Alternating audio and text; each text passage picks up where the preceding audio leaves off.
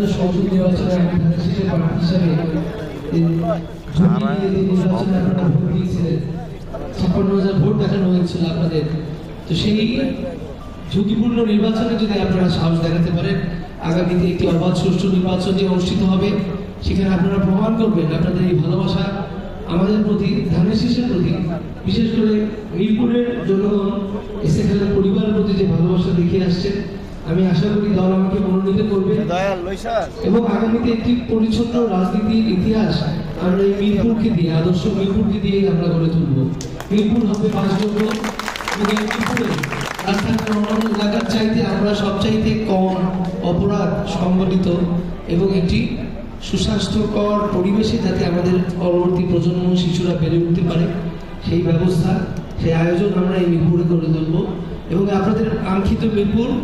আপনাদের পরিবার পরিজন সবাইকে নিয়ে এই যে আজকে যে ঘরোয়া পরিবেশ, এভাবেই যাতে আপনারা বসবাস করতে পারেন, এই অঙ্গীকার আমি যদি আপনাদের দিতে পারি যে আমরা এই মিরপুরকে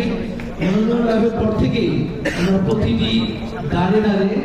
জনগণের ভোটারদের দাঁড়ে দাঁড়ে যাব এবং জনাব তারেক রহমান তার যে প্রণীত 31 দফা, এই 31 দফা তুলে ধরবো জনগণের পাশে গিয়ে এবং জনগণের সমস্যা, জনগণের কথা শুনে আমরা জনগণের সেই আশা আকাঙ্ক্ষা বাস্তবায়নের জন্য প্রতিশ্রুতিবদ্ধ হয়ে এখানে প্রতিটি নেতাকর্মী আমরা যারা আছি, আমরা ধানের শীষকে কিভাবে এই আসন থেকে বিজয় লাভ করানো যায় সেই লক্ষ্যে কাজ করে যাব। কেননা ঢাকা 14 আসনে যিনি বিজয় লাভ করেন তার দলই কিন্তু সরকার গঠন করে, বিগত বছরগুলোতে আমাদের দেখা। অতএব আপনারা আশা করবেন এবং আমরা দোয়া করবেন।